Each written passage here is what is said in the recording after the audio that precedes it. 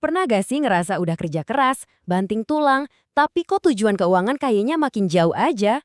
Kamu nggak sendirian. Nah, dalam beberapa menit ke depan, kita bakal bongkar semua kebingungan itu. Kita akan susun bareng-bareng sebuah cetak biru yang jelas, langkah demi langkah, menuju kebebasan finansial yang sejati. Udah siap? Yuk, kita mulai. Di satu sisi, kita semua punya impian yang sama kan? Hidup yang tenang, aman secara finansial, dan bebas ngelakuin apa yang kita suka. Tapi di sisi lain, kenyataannya, kita kayak lari di tempat. Gaji emang naik, tapi kok gaya hidup dan tagihan juga ikut naik? Nah, inilah yang disebut jebakan pendapatan menengah. Kita kerja makin keras, cuma buat bertahan di posisi yang sama. Bikin frustrasi kan? So, masalahnya tuh bukan di kerja keras kamu. Pertanyaan yang lebih penting adalah, apakah langkah-langkah yang kamu ambil itu udah benar urutannya? Karena dalam membangun kekayaan, urutan itu segalanya. Salah satu langkah aja, seluruh fondasi finansial yang udah capek-capek kamu bangun bisa langsung goyah. Oke, kita mulai dari lapisan yang paling dasar. Tapi justru ini yang paling penting dan paling sering dilewatin orang. Psikologi. Yap, sebelum kita ngomongin angka-angka, kita harus beresin dulu apa yang ada di kepala kita. Ini adalah fondasi dari semua keputusan keuangan yang bakal kita ambil. Kutipan ini benar-benar jadi kuncinya nih. Sebelum kamu bisa membangun kekayaan di dunia nyata, kamu harus bisa melihatnya dengan jelas di dalam pikiranmu. Kalau di dalam kepala kamu keyakinannya adalah cari duit itu susah, atau uang itu cuma numpang lewat, ya itulah yang akan jadi kenyataan. Semuanya berawal dari sini, dari pola pikir. Nah, para psikolog menyebutnya skrip uang atau money script. Anggap aja ini kayak software gak kelihatan yang diinstal di otak kita sejak kecil, berdasarkan apa yang kita dengar dan lihat soal uang dari orang tua atau lingkungan kita. Dan software inilah yang secara otomatis, tanpa sadar, mengendalikan cara kita belanja, menabung, atau berinvestasi. Umumnya ada 4 tipe utama. Coba deh jujur sama diri sendiri, kamu yang mana? Pertama, si penghindar uang, yang percaya uang itu jahat dan orang kaya pasti serakah. Kedua, si pemuja uang yang mikir semua masalah hidupnya bakal selesai kalau punya lebih banyak uang. Ketiga, si pencari status uang yang harga dirinya diukur dari barang-barang mewah yang dia punya. Atau yang terakhir, si penjaga uang yang selalu cemas dan takut banget soal bencana finansial. Mengenali kamu ada di mana adalah langkah pertama yang krusial. Oke, setelah mindset kita lurus, sekarang saatnya kita membangun fondasi di dunia nyata.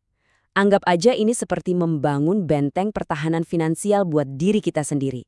Sebuah jaring pengaman yang wajib, kudu, harus ada sebelum kita berani maju ke medan perang investasi. Analogi ini pas banget loh. Banyak banget orang yang semangat pengen cepet-cepet investasi, padahal mereka punya kebocoran super besar dalam bentuk utang konsumtif. Ya percuma kan? Kamu nggak akan pernah bisa ngisi ember kekayaanmu kalau airnya alias uangmu terus-terusan ngalir keluar buat bayar bunga yang mencekik. Jadi ada 2 pilar krusial di sini dan urutannya nggak boleh kebalik. Pertama, bangun dana darurat. Siapin uang tunai setara 3-6 bulan biaya hidup. Ini tameng kamu kalau ada kejadian tak terduga.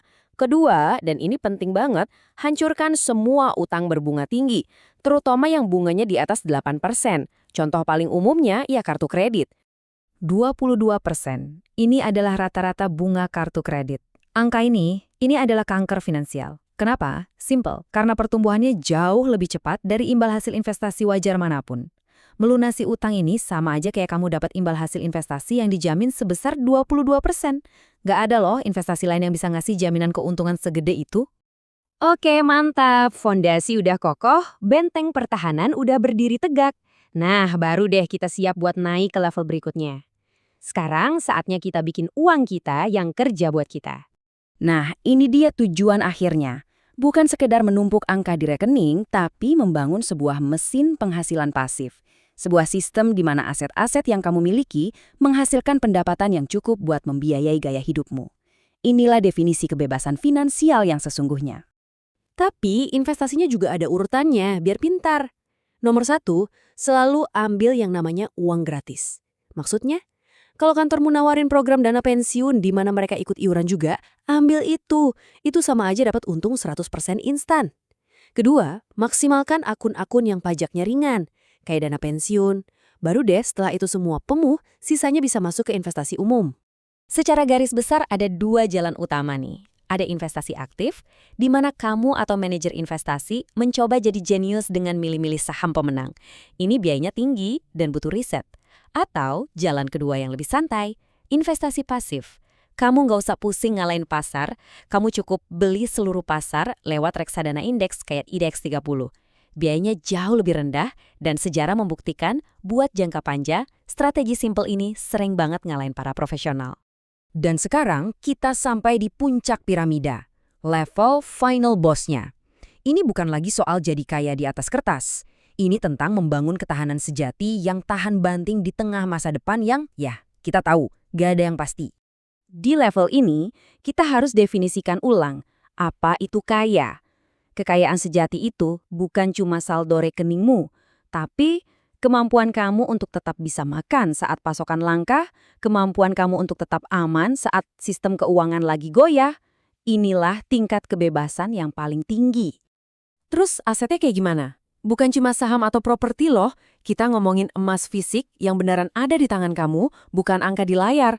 Tanah dan ketahanan pangan, alias kemampuan buat nanam makanan sendiri, keterampilan praktis yang selalu dibutuhin orang, jaringan sosial yang kuat, karena teman dan komunitas itu jaring pengaman terbaik, literasi finansial biar bisa ambil keputusan cerdas pas orang lain panik, dan yang paling utama, kesehatan kamu.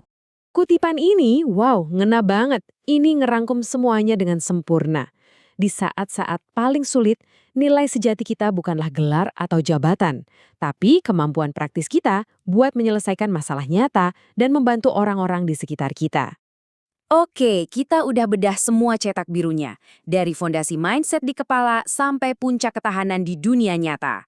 Sekarang bagian terpenting dari semuanya, yaitu mengambil langkah pertama itu.